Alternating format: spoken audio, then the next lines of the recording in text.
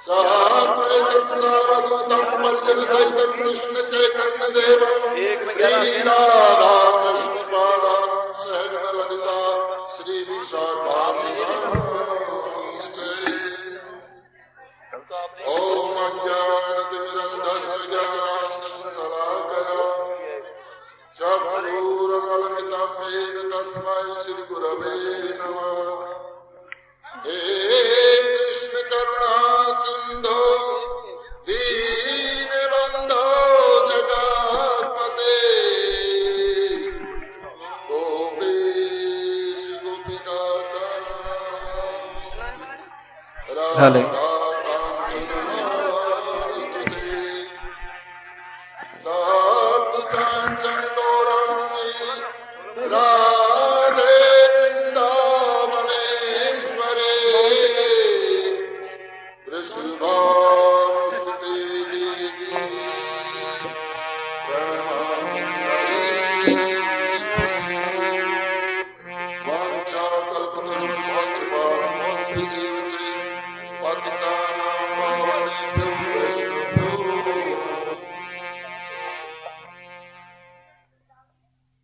बंदो गुरुपद कृपा सिंधु नररूप हरि महामोहतम इन्हें बैठ जाओ। पुण्य आप आगे आइए, आगे पधारो, आगे आ जाओ। कल के प्रसंग में हम लोग को सुना वज्रासुर द्वारा भयंकर युद्ध और उस युद्ध में वज्रासुर ने सब देवताओं को स्वर्ग से खदेड़ दिया।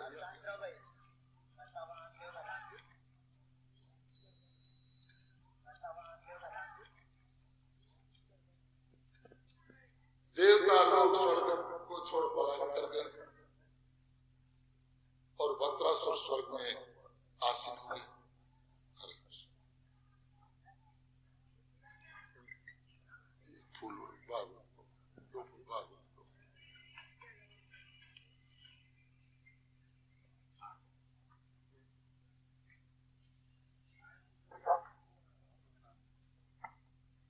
देवता लोग आए भगवान की शरण में।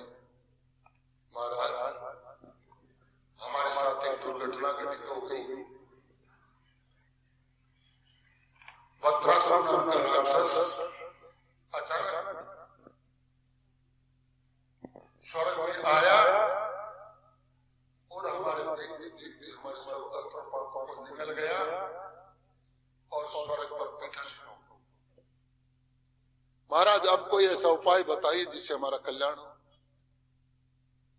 प्रभु ने सुंदर उपाय बताया कि जाओ संतों की शरण में जाओ, महात्माओं के चरणों में जाकर के बैठ जाओ, निश्चित तुम्हारा कल्याण होगा। दधीची ऋषि के पास आए हैं। दधीची ऋषि से महाराज प्रार्थना की इंद्र ने, तो इंद्र को देखो दधीची संत लोग सबको जानते, बोले भैया इंद्र निश्चित तुम्हारी कोई गरज है तभी यहाँ आए हो, वरना आज के पहले तो कभी हमारे यहाँ नहीं आए। दंड।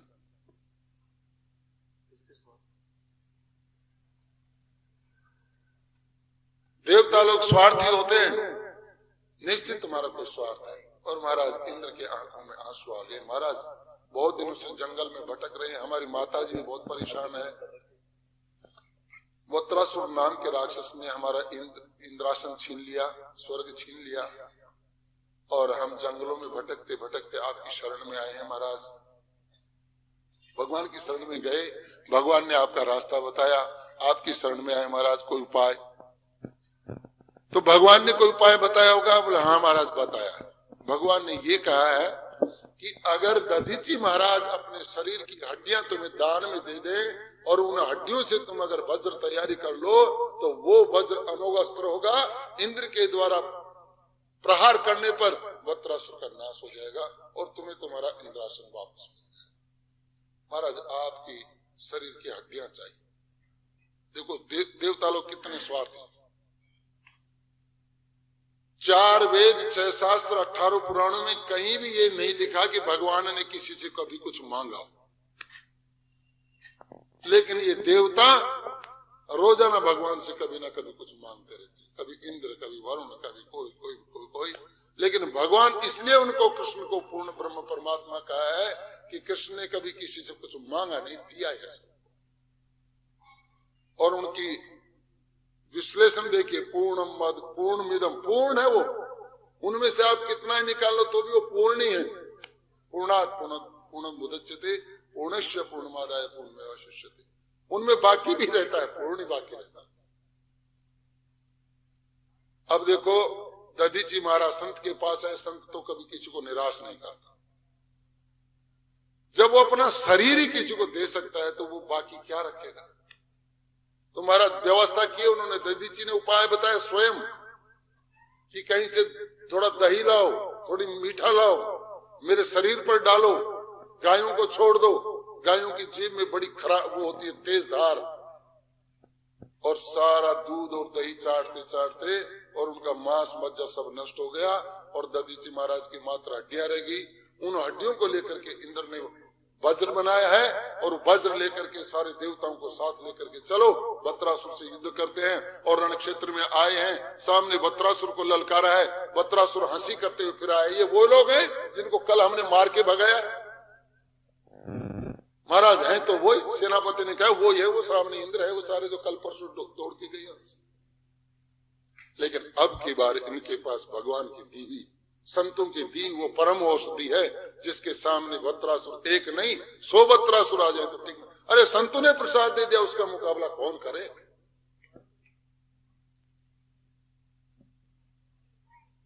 इंद्र ने बड़े जोर से प्रहार किया है वत्रासुर के ऊपर। उस वज्र की चमक से वत्रासुर की सेना भयभीत हो गई, डर गई, दौड़ने लगी। एक बार तो वज्र इंद्र के हाथ से भी छूट गया, वत्रासुर को नहीं लगा, लेकिन फिर भी सेना भाग गई। वत्रासुर ने घूम करके कहा, रे मूर्खो, मरने से डरते हो? युद्ध क्षेत्र में आए हो तो डरते हो?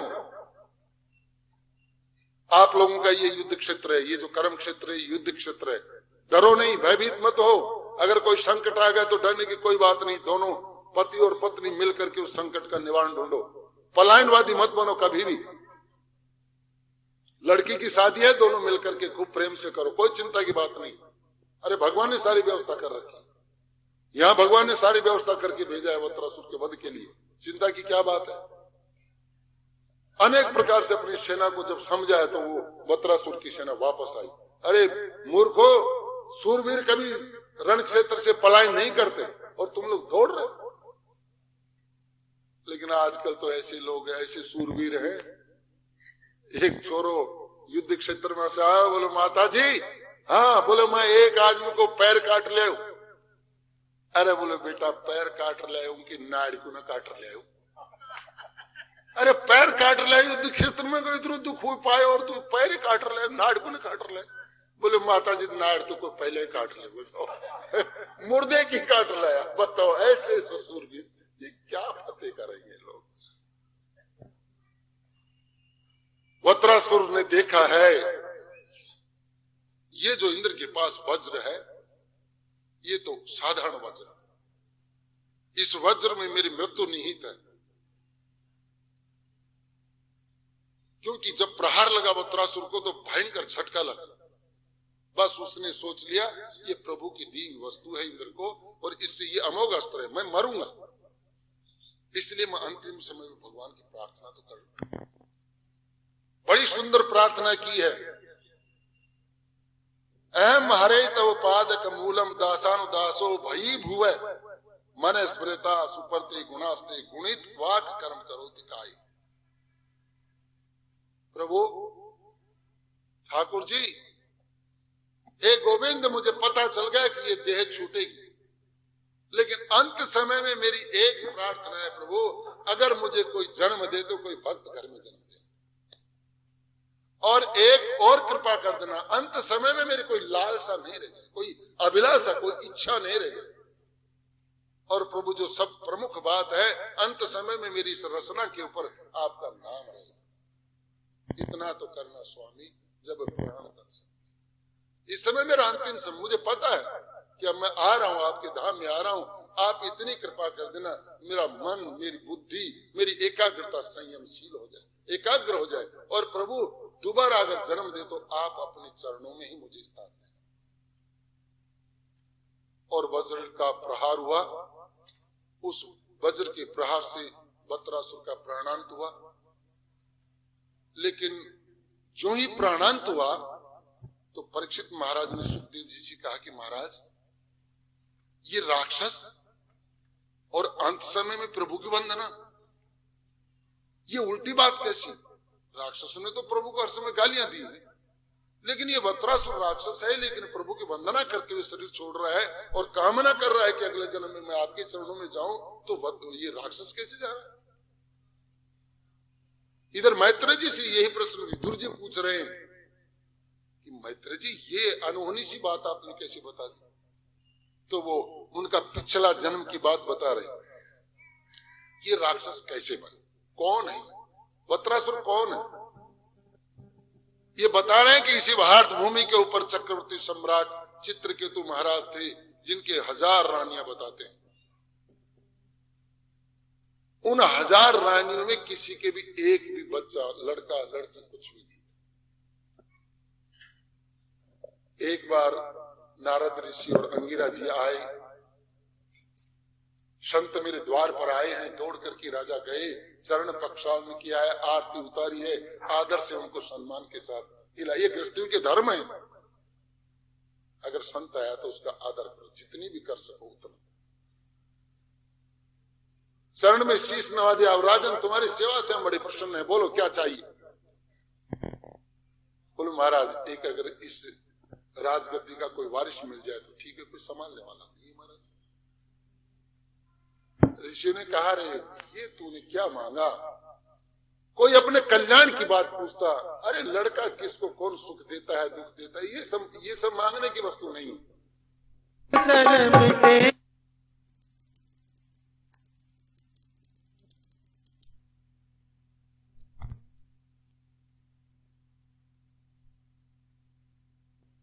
बोलो नहीं महाराज, 1000 रानियां हैं, अकेला मैं इनका वारिस हूं, शरीर तो छूट ही जाएगा, इस गद्दी पर कोई बैठे, ऐसे कोई उपाय बताइए। अंगिरा जी कहते हैं, भैया पुत्र तो तेरे हो जाएगा, संत तो दयालु होते हैं, पुत्र तो हो जाएगा, लेकिन वो कोई काम का नहीं होगा, तेरा सुख और दुख का दोनों का कारण बनेगा। और वही हुआ। समय पा करके एक रानी को एक लड़का हुआ, तो वो लड़का होते ही देखो घर में भी वो पैदा हो गई, राक्षस पैदा हो गए घर में ही। दूसरी रानियों ने सोचा इसको तो लड़का हो गया, उसको तो बहुत ऊंचा पद मिलेगा, अपने को तो राजा पूछेगा ही नहीं, अब हमारी तो दुर्गति हो जाएगी, तो क्या करें? बोले इस लड़के को समाप्त कर देते। देखो घर में उसको तो होश नहीं, बच्चा हुआ है, इन्होंने क्या किया, उस लड़के को जहर दे, और जहर दे करके और उसको एक नदी में बहा। एक बार तो समाचार गया राजा के पास, महाराज खुशी की बात है, बड़ा आनंद छा गया, इस राज्य का वारिस हमें मिल गया, हमें दूसरा राजा बैठाने के लिए राजा मिल गया, बड़ी खुशी, चारों तरफ से राजा उधर दान दक्षिणा दे रहा है। लेकिन चंद क्षणों के बाद में दूसरा समाचार गया कि महाराज ये बंद कर, होने को कोई टाल नहीं सकता प्रभु, आपके लड़के को किसी ने विष दे दिया और आपके लड़के का प्राणांत हो गया महाराज। अब तो चित्रकेतु महाराज बहुत रोए, इतना रोए और अपने उन ऋषियों को याद किया जो पुत्र देकर के गए थे। जब याद किया तो नारद जी और अंगिरा जी दोनों आए। बोलो राजा, बोलो महाराज, इस तरह से तो आपको नहीं करना चाहिए था, आप तो सब कुछ जानते हैं। बोल अंगिरा जी ने कहा, हमने कहा था ना आपका दुख किसी दूसरे ने किया, तुम्हारे पुत्र की हत्या किसी दूसरे ने, तुम्हारे घर वालों ने की, बताओ इसमें हम लोगों का क्या दोष? बोले एक बार उससे मेरे को मिला दो। अरे पागल, शरीर छूट गया, आत्मा अलग, शरीर छूट गया, शरीर से तो आत्मा, ये आत्मा तो यह संसार का विचरण करने के लिए आती है, ये एक तरह से इसको किराए पर ले लेती है, जितने दिन रही किराया चुकाता रहे, चलते रहे। किराया भी इसका क्या है? प्रभु का नाम।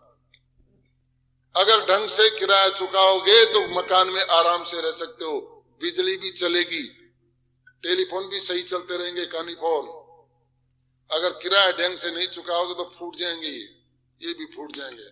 नहीं नहीं संत दरस नहीं देखा, लोचन मोर पंख कर लेखा, ये मोर की पंख की तरह से तुम्हारी आंखें हो जाएंगी, इसलिए इसका किराया चुकाओ। गोविंद जय जय, गोपाल जय जय, हरे कृष्ण नमो नारायण, सीताराम, जो तुम्हारी इच्छा है सो भजो, और अगर गुरु का दिया हो भजो तो कहना ही क्या है। राजन, ये आत्मा छूट गई, वो शरीर छूट गया, अगर तुम्हारी इच्छा हो तो उस आत्मा का आह्वान करके बुलाएं और देखो वो क्या कहती है। बोलो महाराज एक बार तो मेरी बात करवाए दो। आत्मा का आह्वान किया, आत्मा आई है, आत्मा को कहा रे तेरा बाप तुम्हें कह रहा है कि भाई ये एक बार बातचीत हो जाए। उसने कहा, आत्मा ने कहा, अरे चित्रकेतु, पिताजी भी नहीं कहा, अरे बोले चित्रकेतु, न जाने तू कितनी बार हमारा लड़का बना रहा, हम तेरे कितनी बार लड़के बने, कौन किसकी कितनी बार मां बनी, कौन कितनी किसी को बाप बना, ये संसार तो आवागमन है, इसका चक्कर छोड़ दे, जितने दिन संसार में रहे चले के बाद में कोई नाता नहीं। जयराज चित्रकेतु को ज्ञान हो गया, महाराज अब मुझे नई रानियां चाहिए, नई राज चाहिए, नई बच्चा चाहिए, अब तो मुझे कोई विधान बताइए कि मैं क्या करूं। बस संतों ने कहा कि ये ले मंत्र और जाकर के भजन कर, मूर्ख ये सब छोड़, इन चक्रों को छोड़ दे। ज्ञान प्राप्त हो गया, मोह ममता टूट गई, मोह रूपी जंजीर खत्म हो गई यहाँ पर। और अब चित्रकेतु महाराज चले हैं भजन करने के लिए। ऐसा भजन किया, ऐसा भजन किया कि स्वयं ब्रह्मा जी आए, सनकादिक आए, सबने उनको वहीं पर दर्शन दिया।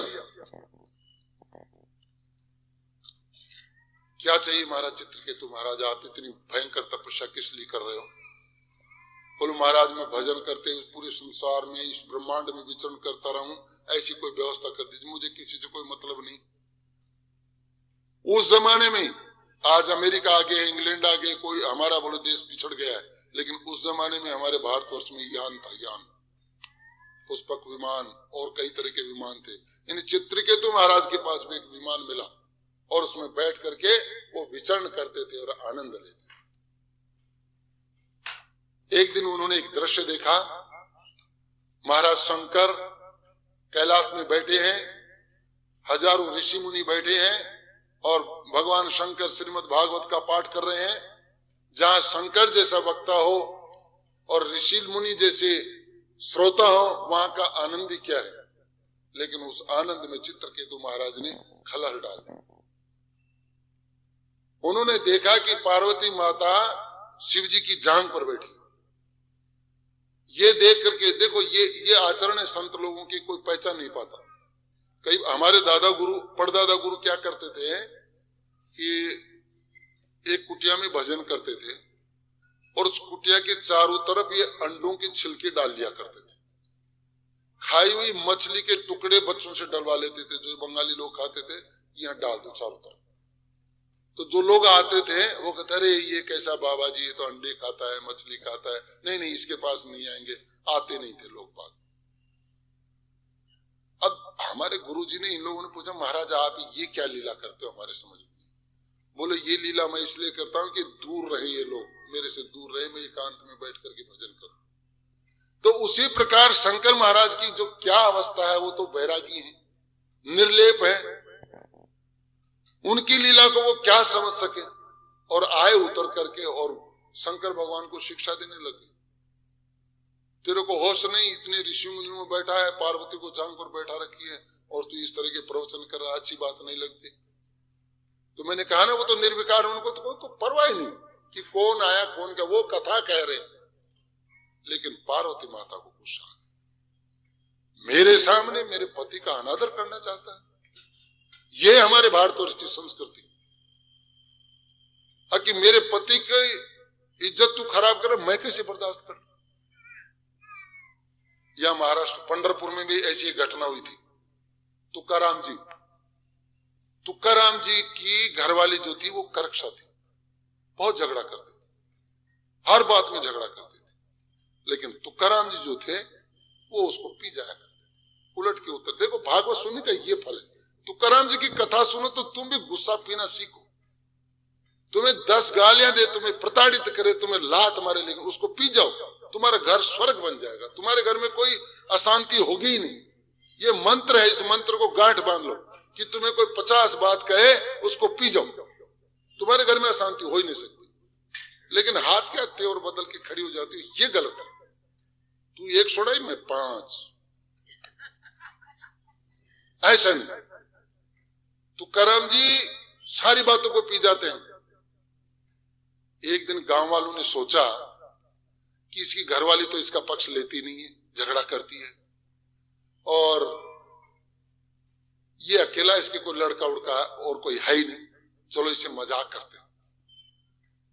तो तुकाराम जी को पकड़ लिया गली में, सब 15, 20, 50 बच्चे हैं, सारों ने तुकाराम जी को पकड़ लिया और पकड़ करके एक नाई के पास ले गए।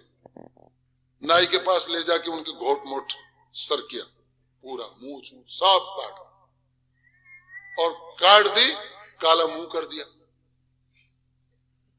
जूतों की माला पहना दी और गधे पर बैठाया और पूरे नगर का भ्रमण चालू कर दिया, इस गली से उस गली, उस गली से इस गली, इस गली से उस गली। अब संजोग की बात है, इसको पता नहीं, घरवाली को पता नहीं, अचानक उसको घुमाते घुमाते उसके घर की तरफ ही ले आए कि वो तो कहेगी नहीं कुछ, वो तो कुछ कहती नहीं, इसको जब रोजाना इतनी धमकाती है तो अपन को क्या कहेगी।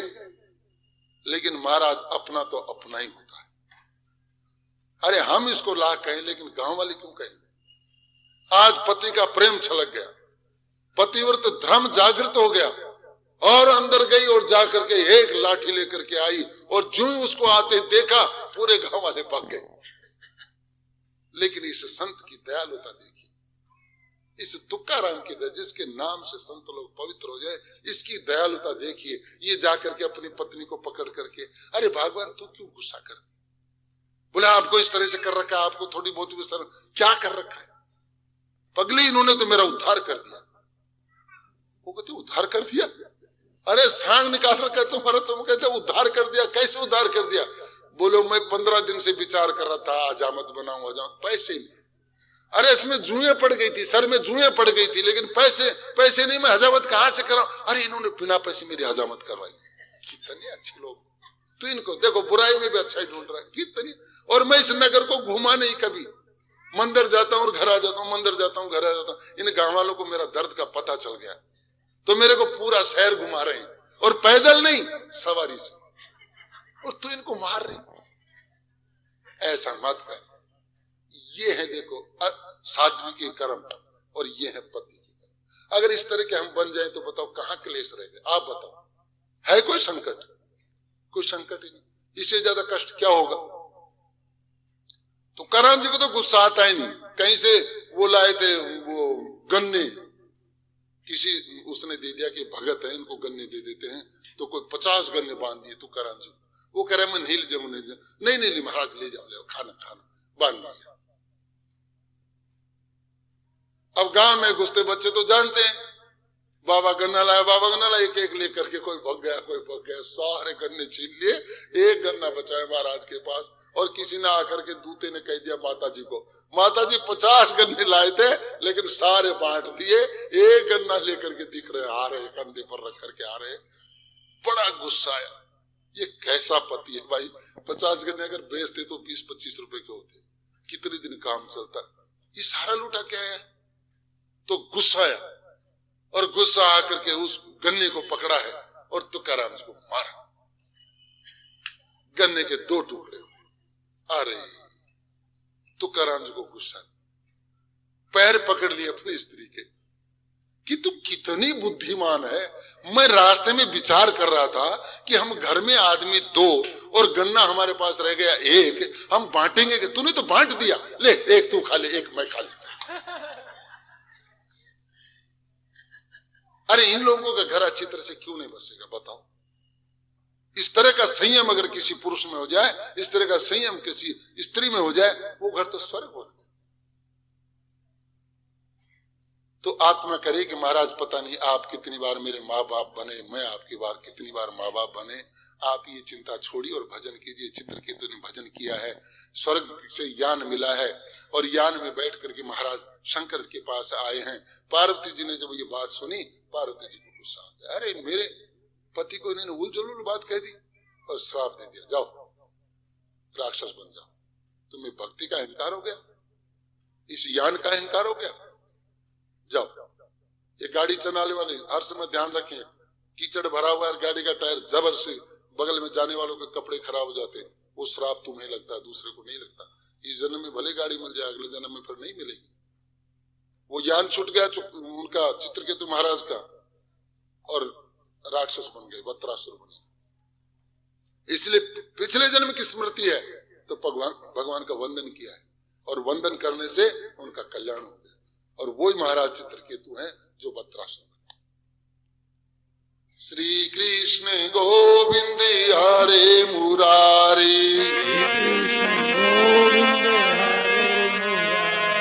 श्री कृष्ण गोविंद हरे मुरारी, कृष्ण गोविंद हरे मुरारी।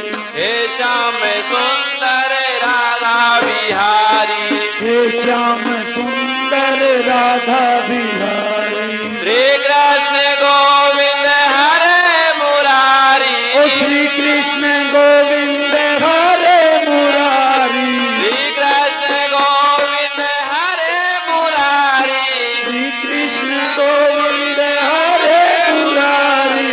जय श्याम सुंदर राधा बिहारी, हे श्याम सुंदर राधा बिहारी। हे श्याम सुंदर राधा बिहारी, हे श्याम सुंदर राधा बिहारी। हे श्याम सुंदर राधा बिहारी, हे श्याम सुंदर राधा बिहारी। हे राधा बिहारी बोलो राधा बिहारी, राधा बिहारी बोलो राधा बिहारी। हे श्री कृष्ण गोविंद हरे मुरारी, श्री कृष्ण गोविंद हरे मुरारी। हे श्याम सुंदर राधा बिहारी। और वृंदावन बिहारी लाल की। अब इसमें बीच में एक छोटी सी कथा है कि जब इंद्र महाराज ने इनकी हत्या की तो इनको ब्रह्म हत्या फिर लगी, और जब ब्रह्म हत्या लगी तो ये छुप गए समुद्र में जाकर के हजारों बरस तक। इधर इंद्रासन पर नहुस राजा बैठे, लेकिन नहुस राजा की नीयत खराब हो गई। उन्होंने सोचा कि इंद्र का मैं राजा हूं, यहाँ का मैं राजा हूं तो सब कुछ वस्तु मेरी है, तो इंद्र की जो घरवाली है वो भी मेरी घरवाली है। ये बात जब उनको इंद्राणी जी को पता चला तो उन्होंने संतों की शरण ली कि महाराज ये इसकी तो नीयत खराब है, मैं क्या करूं। तो उनको बुद्धि दी कि ऐसे करो, न उसको कहो कि अगर तुम मुझे पत्नी बनाना चाहते हो तो एक पालकी में बैठ करके आओ और उस पालकी में चारों कोनों पर सन्यासी हो, साधुओं को लगा के लाओ। वो मूर्ख था, उसने वैसा ही किया। अब साधुओं की पालकी में कोई बैठेगा तो उसका उद्धार हो सकता है क्या कभी?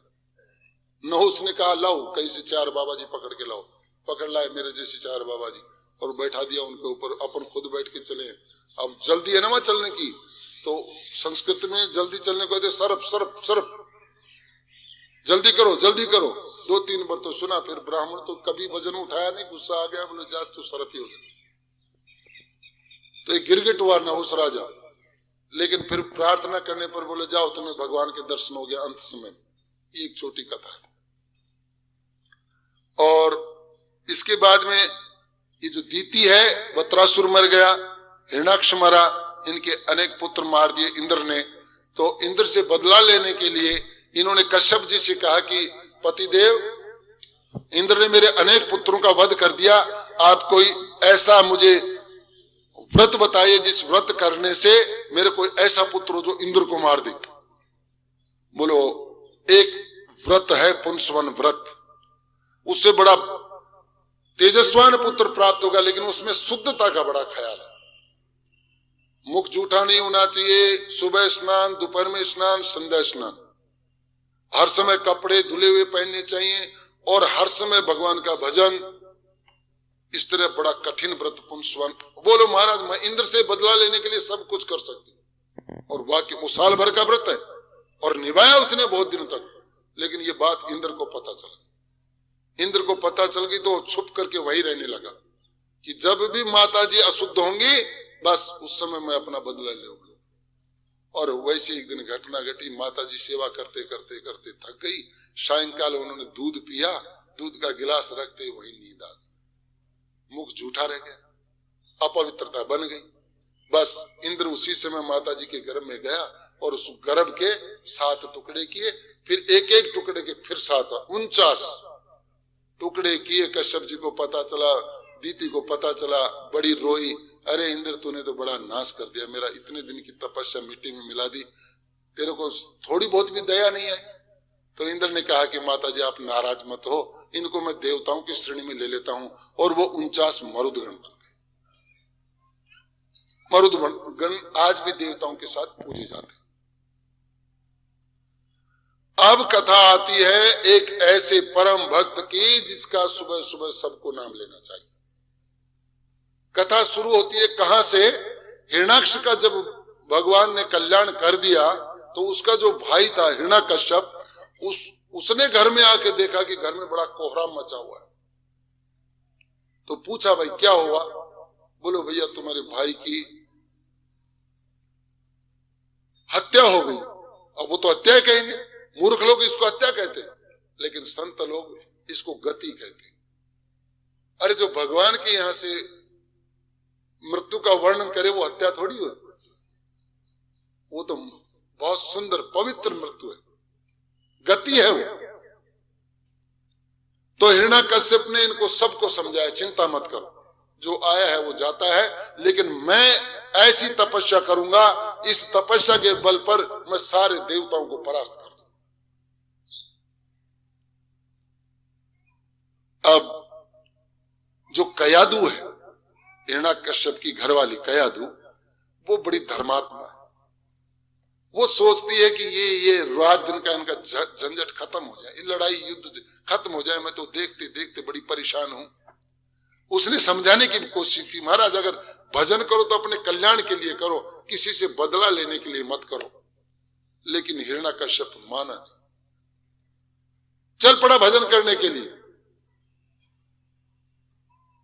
अब जंगल में आया है, एक पेड़ के नीचे आकर के उसने आसन लगाया है। तो देवताओं ने सोचा कि इसकी तपस्या न हो, इसको यहां से भगा दे। तो सरस्वती को कहा कि इसको भेजो यहां से, भगाओ। तो सरस्वती एक तोते का रूप बना करके और पेड़ पर आकर के बैठी है। और हिरण्याकश्यप ने जो ही आसन लगाया, समाधि लगाने की कोशिश करता है और मन को एकाग्र जब करता है तो उधर से वो जो तोता है वो बोलता है नारायण नारायण नारायण। तो हिरण्याकश्यप की आंख खुल गई, कौन बोला है? इस जंगल में भी हमारा पीछा करने वाला कौन आ गया? फिर कोई नजर नहीं आया, फिर आंख बंद की और फिर वो नारायण नारायण नारायण। फिर वैसे फिर इस पेड़ पर नहीं बैठेंगे, चलो वहां दूसरे पेड़ पर गए तो वहां भी वही नारायण नारायण शब्द है।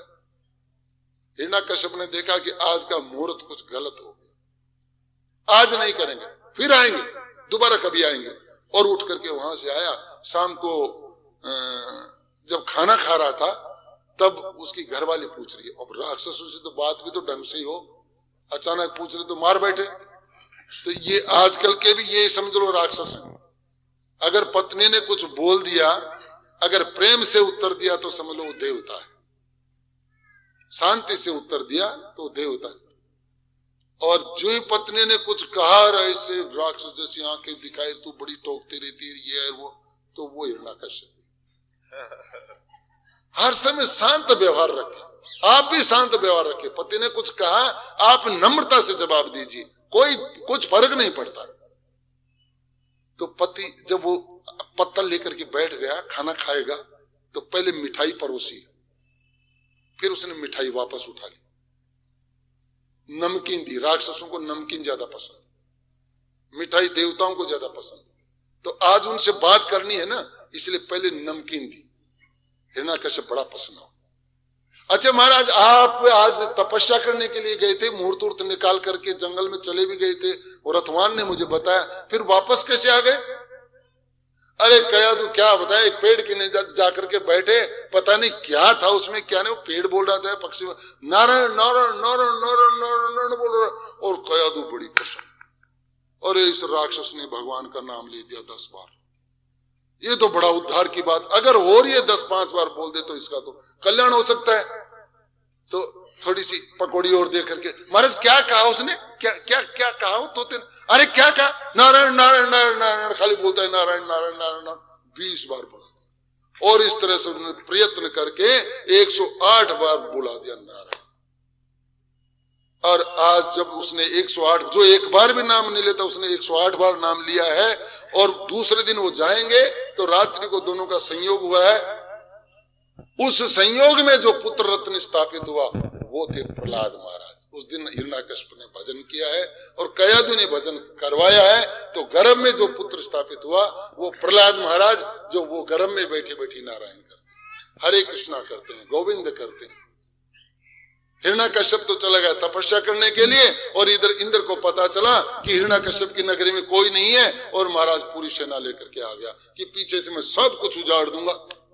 और उजाड़ दी उसने हिरण्यकश्यप की पूरी नगरी को। और कयादु को भैंस के ले जा रहा है कि इसको भी मार दूंगा, ये राक्षस उत्पन्न करेगी, इसके गर्भ में बच्चा है। लेकिन उसी समय भगवान की प्रेरणा से भेजे हुए आए हैं नारद महाराज। अरे इंद्र सुन, हम सब कुछ बर्दाश्त कर सकते हैं, लेकिन अगर किसी भक्त पर हाथ उठाया, किसी स्त्री पर हाथ उठाया, या किसी भक्त की तरफ, साधु की तरफ टेढ़ी नजर डाली, हम उसको बर्दाश्त नहीं करते। महाराज ये तो राक्षसी है, हिरण्यकश्यप की घरवाली है, इसके गर्भ में तो दुष्ट लोग उत्पन्न होंगे। बोला नहीं, आज इसके गर्भ में जो पुत्र है वो बड़ा धार्मिक, उसका नाम होगा प्रहलाद। आह्लाद करने वाला, आनंद देने वाला पुत्र होगा, पूरे संसार को एकदम से खुशी प्रदान करेगा। इसलिए कयादु का हाथ छोड़ दो। और कयादु का हाथ छुड़वा दिया और ले गए अपने आश्रम में। और जब भी नारद जी को, क्यों उनको समय कम मिलता है, नारद जी का काम बड़ा विचित्र है, इसलिए जब भी उनको समय मिलता है उनको वेद पाठ, गीता, भागवत, रामायण यही सब सुनाते हैं। और जो ये गर्भ में सुनेगा तो वो तो फिर भक्ति पैदा होगा। और इधर हिरण्यकश्यप ने तपस्या करके और पूरे संसार को अचंभित कर दिया, सांसें बंद कर दी, सूर्य का तेज फीका पड़ गया, चंद्रमा की शीतलता फीकी पड़ गई, सारे देवता घबराने लगे। और ब्रह्मा जी के पास जाकर के कहने लगे, महाराज पृथ्वी पर हो क्या रहा है? महाराज ब्रह्मा ने कहा कि पृथ्वी पर एक राक्षस भजन कर रहा है, अब मुझे उसके पास जाना पड़ेगा। बोलो जाओ तो सही, लेकिन महाराज वरदान ढंग से ही देना। आप लोग उठपटांग वरदान दे देते हो, उससे बाद में बड़ी परेशानी आती है। तो ब्रह्मा जी आए हिरण्यकश्यप के पास। हिरण्यकश्यप तू इतनी भयंकर तपस्या कर रहा है किस लिए? बोलो महाराज मुझे ऐसा वरदान दो जिससे मैं अमर हो जाऊं। बोलो भैया ये वरदान तो हम नहीं दे सकते, ये वरदान तो एक ठाकुर दे सकते हैं, हम नहीं दे सकते। देखो जो लोग सबको एक मानते हैं ना, कई लोग उदाहरण देते हैं, अरे सारे भगवान एक ही जैसे, ब्रह्मा भी एक है, शंकर भी एक है, राम जी भी एक है, कृष्ण भी एक है, विष्णु भी एक है, नारायण एक है, इनमें सब में तारतम्य है। इनकी सबकी छोटी बड़ी ग्रेड है, पोस्ट है। जो पूर्ण ब्रह्म परमात्मा कर सकता है वो दूसरा देवता नहीं कर सकता। दूसरे देवताओं पर कष्ट पड़ता है तो ब्रह्म ठाकुर जी के पास जाते हैं, लेकिन ठाकुर जी कभी किसी के पास नहीं जाते। तो ब्रह्मा जी ने कहा कि भाई अमर होने का वरदान तो हम दे नहीं सकते, और कोई वरदान चाहिए तो ले लो। तो हिरण्यकश्यप ने सोचा कि ऐसा वरदान ले लेते हैं जिससे एक तरह से अमर ही हो जाए। तो उन्होंने कहा कि महाराज ऐसे करो, तो अगर अमर नहीं कर सकते तो हमें ऐसा वरदान दे दो कि हम बाहर नहीं मरे, भीतर नहीं मरे, दिन में नहीं मरे, रात में नहीं मरे, नीचे नहीं मरे, ऊपर नहीं मरे, ये जो 12 महीने हैं इन महीनों में नहीं मरे, अस्त्र से नहीं मरे, शस्त्र से नहीं मरे। अपने हिसाब से उसने पूरे वो वरदान ले लिए कि अब हमें कोई नहीं मार सकता। अस्त्र से शस्त्र से नहीं मरेंगे, बाहर भीतर नहीं मरेंगे, दिन में रात में नहीं मरेंगे, 12 महीने में भी नहीं मरेंगे, तो कौन मार सकता अपन को? बस ये वरदान लेकर के हिरण्याकश्यप आया है अपनी राजधानी में और अपनी राजधानी को पुनः स्थापित किया है और स्थापित करके और देवताओं पर फिर आक्रमण कर दिया है। लेकिन घर में एक पुत्र रत्न की प्राप्ति हुई। प्रहलाद महाराज थोड़े से बड़े होते हैं, बड़े होते ही और दो पंडितों को बुलाया है, विद्वान पंडित, उनको बुलाया कि देखो इस बच्चे को पढ़ाओ, क्या कि मैं ही भगवान हूं। हिरण्याकश्यप कहता है कि मैं भगवान हूं। तो आज के भी जो लोग कहते हैं ना कि मैं भगवान हूं, वो हिरण्याकश्यप ही है। अरे जो भगवान पर ब्रह्म है, जिनको हमारे बुजुर्ग मानते आए हैं, वो राम है, कृष्ण है, शंकर है, ये तो जस्ती है। लेकिन ये आजकल के नए भगवान और खड़े हो गए जो स्वयं को ही भगवान कहते हैं। फलाना गुरुदेव मेरा परमात्मा का नाम, मेरा एक मैं ही परमात्मा हूं। ये फलाना चंद जी, ये महाराज श्री श्री 108, इन्होंने भी लिखा है कि ये भी मैं ही भगवान हूं। तो अगर तुम ही भगवान हो तो फिर हमारे भगवान कहां जाएंगे भैया। हिरण्याकश्यप ये कहता है कि इस शंडामर्क नाम है उन गुरुओं के, बोलो शंडामर्क मेरे बच्चे को ये पाठ पढ़ाओ कि ये हिरण्याकश्यप ही भगवान है, सृष्टि का संचालक यही है, इसके डर से सूर्य चलता है, इसके डर से चंद्रमा चलता है। ये बात भगवान ने कही है कि वायु यमो अग्नि वर्ण शशांको प्रजापतिस्तव, मैं हूं सब कुछ। नमस्तेस्तु सहस्रकृतम पुनश्च भूयोपि नमो नमस्ते। बार बार मैं नमस्कार करता हूं। अर्जुन कह रहे हैं कि आप ही सब कुछ है। भगवान स्वयं कह रहे हैं अहमात्मा गुणाके से सर्वभूता से स्थित है। शंडामर्क तो बेचारे नौकर हैं, जैसा कहोगे वैसा सुने। महाराज हम जो आप कहोगे वो सुना दें। लेकिन इधर जब प्रहलाद महाराज 3 साल के हुए तो एक ऐसी घटना घटी कि वो सब शंडामर्क को भूल गए और उस हिरण्याकश्यप को भूल गए। घटना क्या थी कि एक कुम्हार ने अवा लगाया था, बर्तन पकाने के लिए अवा लगाते हैं, अवाई बोलते हैं। एक कच्चे घड़े में बिल्ली ने बच्चे दिए थे 4 और वो कच्चे घड़े में थे। अब लापरवाही में हुआ या प्रभु की इच्छा थी, वो घड़े भी वो उसमें अव्वे में लग गए और कुमार ने उसमें अग्नि भी चेतन कर दी और अग्नि जल करके भी पूर्ण रूप से चारों तरफ अव्वे को घेर चुकी। तब कुमार और कुमारी को पता चला रहे वो जो वो बिल्ली घूमने लगी इधर से उधर। तब उनको याद आ रहे एक मटके में बिल्ली के 4 बच्चे थे, वो तो हमने अव्वे में लगा दिए। दोनों ने खाना छोड़ दिया, पीना छोड़ दिया। ये तो बड़ा भारी अनर्थ हो गया हमारे हाथ से। पता नहीं ऐसे पाप से हमें क्या सजा मिलेगी। और अव्वा के पास आकर के बैठ के दोनों हरे कृष्णा हरे राम गोविंद जय जय गोपाल जय जय कीर्तन करते हैं और बीच बीच में प्रभु बच्चों को बचाना, प्रभु बच्चों को बचाना। तभी उधर से आए प्रहलाद महाराज, छोटे से बच्चे, 2-3 यार दोस्त उनके साथ। वो देखा एक माता रो रही है, एक वो रो रहे। अच्छे संस्कार है, नारद जी के संस्कार है। तो कहा माता जी आप क्यों रो रही हो? बोलो बेटे क्या बताएं, हमसे बहुत बड़ा अपराध हो गया। क्या अपराध हो गया? अरे एक मटके, कच्चे मटके में 4 बिल्ली के बच्चे थे और वो हमने गलती से इनमें लगा दिए और ये मर जाएंगे, ये बड़ा बड़ा पाप। तो ये क्या कर रही हो तुम? बोले हम हरे कृष्णा का मंत्र करें। क्यों कर रहे हो? बोले इसके करने से हमने सुना है हमारे गुरुओं से कि सारे संकट दूर हो जाते हैं, तो हम सोचते शायद बच्चे बच जाएंगे और अगर बच्चे बच गए तो हम पाप से मुक्त हो जाएंगे। अरे माता इस मंत्र से हो जाता है? बोलो जरूर हो जाता है। तो कब खोलोगे तुम्हें अव्वा? बोलो बेटे परसों खोलो। तो माता जी जब परसों मैं यहां आ जाऊं तब खोलो। अगर ये बिल्ली के बच्चे जिंदे निकले तो हमने अपना जीवन हरे कृष्ण को दिया, गोविंद को दिया, श्याम सुंदर को दिया, ठाकुर जी को दिया। पैर और 3 दिन के बाद में आए हैं प्रहलाद महाराज। सुबह आकर के बैठ गए और सुबह आकर के बैठे हैं कि कब अवा खोलेंगे माता जी? बोले बस अब थोड़ी देर में, कल अवा करते हैं और अवा खोलते हैं। और माता जी ने कल